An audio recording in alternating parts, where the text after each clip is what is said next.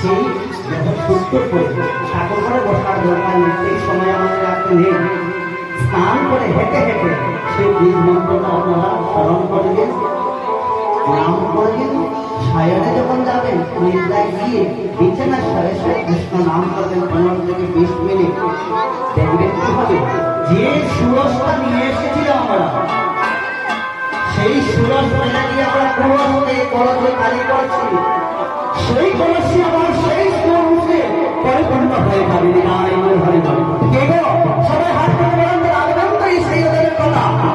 24 ঘন্টার মধ্যে মাত্র 15 মিনিট ভগবানের জন্য রেখে দেবেন, তাতে কি হবে? 1 বছরে অনেক সময় হয়ে যাবে। তাই বলো, এই যে আমরা বলেছিলাম সুরস মেলে দিয়ে পুরস পাচ্ছি, তাই মহারাজ একটি গান বানিয়েছিলেন কি জানেন?